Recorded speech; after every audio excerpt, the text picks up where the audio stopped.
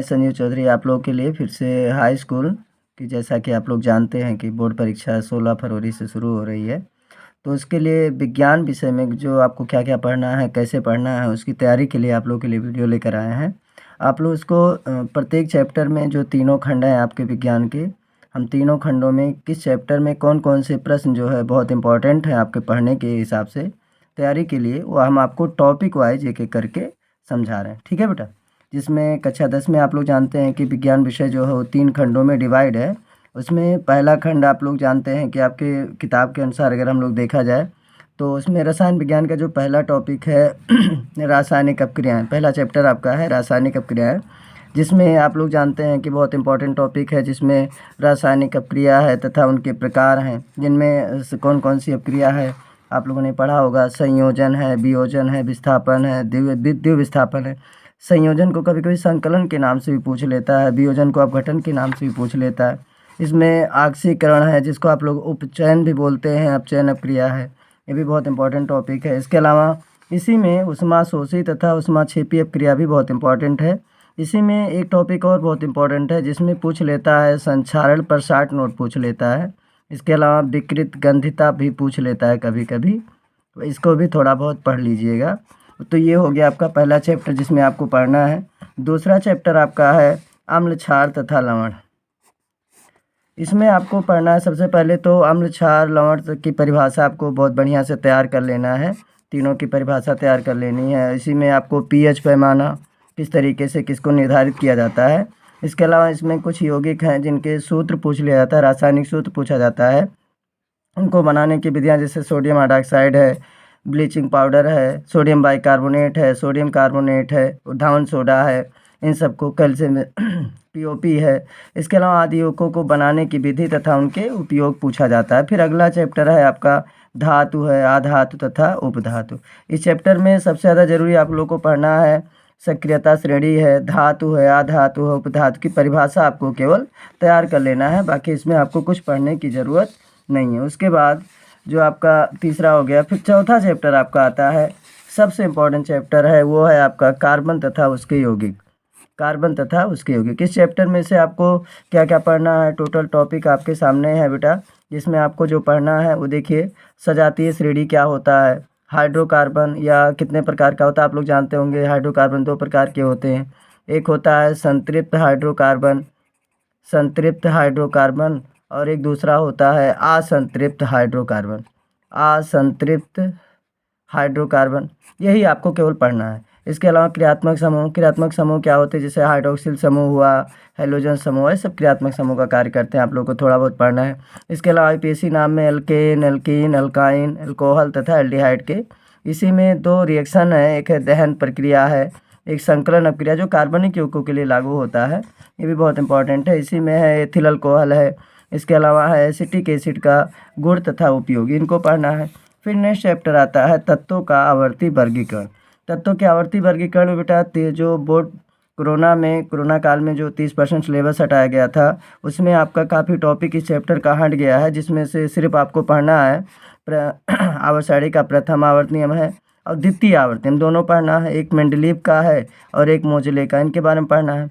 आधुनिक आवर्त सारणी का जो मुख्य लक्षण है वो आपको पढ़ना है। इसी में 2 टॉपिक है, एक है परमाणु त्रिज्या या परमाणु आकार जिसको बोलते हैं एटॉमिक रेडियस, ये पढ़ना है। परमाणु क्रमांक की परिभाषा, संयोजकता की परिभाषा, इसमें से सिर्फ आपको ये पढ़ना है। उसके बाद आपका आता है खंड खा, जो आता है आपकी टेक्स्ट बुक में, वो है जीव विज्ञान। जीव विज्ञान में आपको बेटा जैव प्रक्रम पहला चैप्टर है। जैव प्रक्रम में आपको क्या क्या पढ़ना है, प्रकाश संश्लेषण हुआ, वाष्पोत्सर्जन हुआ, पाचन तंत्र है, आहार नाल का सचित्र वर्णन पढ़ना है, श्वसन, आक्सीय तथा अनाक्सीय श्वसन, हृदय का सचित्र वर्णन भी बहुत पूछा जाता है। मनुष्यों में परिवहन तंत्र का सचित्र वर्णन कीजिए। रुधिर तथा लसिका में अंतर, ये तो आप लोग जानते ही होंगे कि ये बहुत पूछा जाता है इसमें से। फिर आपका आता है नेक्स्ट चैप्टर है, वो है जीव जनन कैसे करते हैं। जीव जनन कैसे करते हैं, इसमें आपका आता है सबसे ज़्यादा पूछा जाने वाला प्रश्न है लैंगिक जनन है, अलैंगिक जनन है, परिवार नियोजन बहुत पूछते हैं, जनसंख्या विस्फोट भी बहुत पूछा जाता है। इसमें आप लोग एक टॉपिक तैयार कर लीजिएगा बढ़िया से, मानव शुक्राणु का नामांकित चित्र तथा उसका वर्णन, निषेचन, द्विनिषेचन तथा प्रजनन, पुष्प का नामांकित चित्र भी आप लोग इसमें पढ़ लीजिएगा। इसके अलावा आपका आता है नेक्स्ट चैप्टर आनुवांशिकता एवं जैव विकास। ये भी चैप्टर बहुत इंपॉर्टेंट है। इसमें आप लोगों को देखना क्या है, सबसे ज़्यादा बढ़िया से आनुवांशिकता पर मानव आनुवांशिकी पढ़ना है।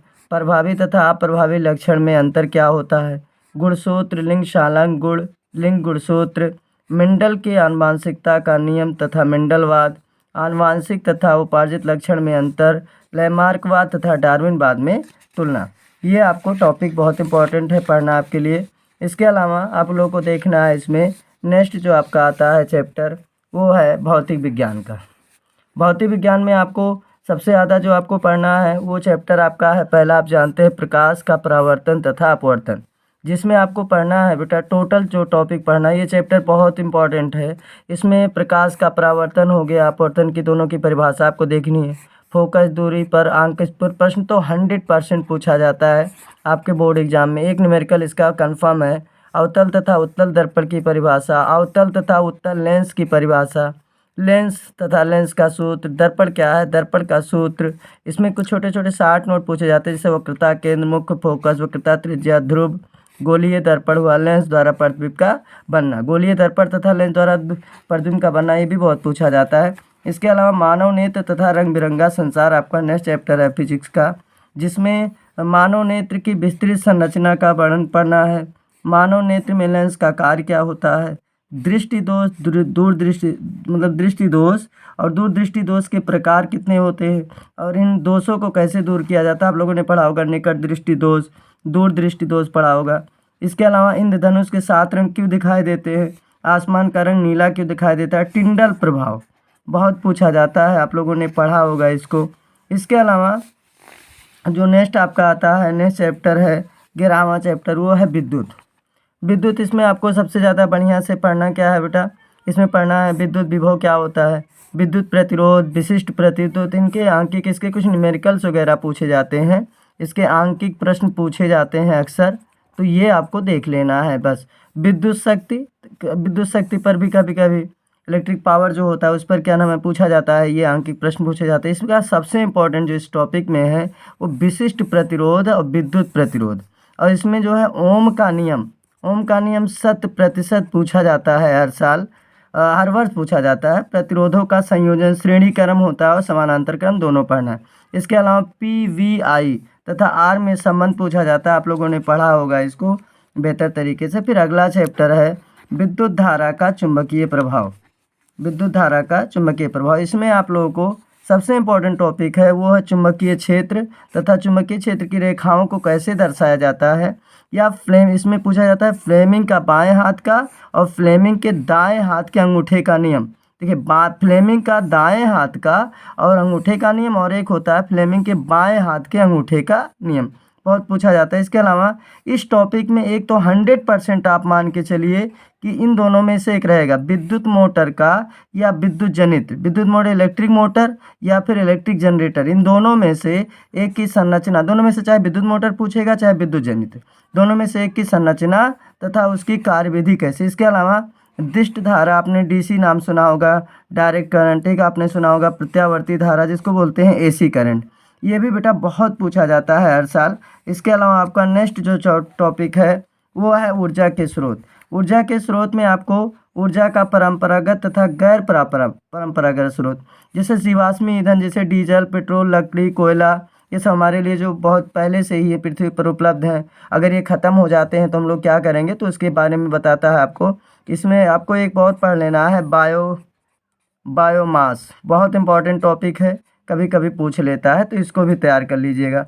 नवीनीकरणीय तथा अनवीनीकरणीय ऊर्जा स्रोत, जैसे मतलब पवन ऊर्जा वगैरह तमाम सब आते हैं इस समय, जल ऊर्जा। फिर आता है हमारा पर्यावरण। हमारा पर्यावरण में आपको पढ़ना है खाद्य श्रृंखला, जिसमें फूड चेन आता है, अपशिष्ट उत्पादन तथा निवारण। इसमें बेटा एक बात और आप लोगों को ध्यान देना है कि विज्ञान के पेपर में सबसे ज़्यादा ज़रूरी क्या है कि जितना भी विभाग आपका पेपर रहेगा, जैसे आप लोग जानते होंगे कि इस बार का मॉडल पेपर आप लोगों का चेंज होगा, परीक्षा का जो क्रम होगा उसमें आपको पहले 20 नंबर का बहुविकल्पीय सॉल्व करना होगा, बहुविकल्पीय अलग से रहेगा, और बहुविकल्पीय के साथ बाद में फिर आपको खंड का, फिर अलग से खंड खा, और फिर अलग से खंडगा। इस तरीके से आपको तीनों के केवल प्रश्न सॉल्व करने होंगे, जिसमें आपका खंड का आपका रहेगा भौतिक विज्ञान के प्रश्न रहेंगे, भौतिक विज्ञान के अलग से।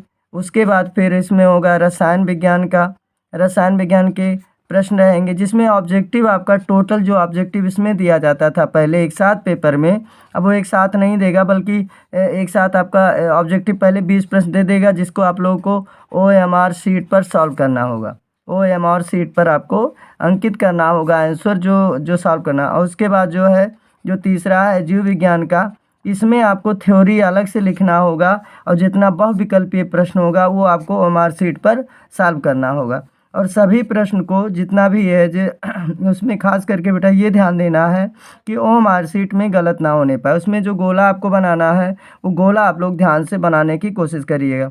बाकी के थ्योरी के इसमें आपको 20 नंबर के आपके ये टोटल हो जाते हैं थ्योरी, 20 सवाल आपके जो बहुविकल्पीय होंगे वो हो जाएंगे आपके विकल्पीय, और बाकी का 50 नंबर का आपका थ्योरी एग्ज़ाम रहेगा, जो आपको उसी वक्त एक साथ आप लोगों को उपलब्ध कराया जाएगा। आपको बहुविकल्पीय के लिए OMR शीट, और पेपर में आपका पेपर एक ही रहेगा, एक ही पेपर में पहले आपका 20 प्रश्न दिया रहेगा, उसके बाद बाकी के तीनों खंडों के भौतिक विज्ञान, रसायन विज्ञान, जीव विज्ञान के अलग अलग खंडों में डिवाइड करके तब उनके प्रश्नों को दिया जाएगा।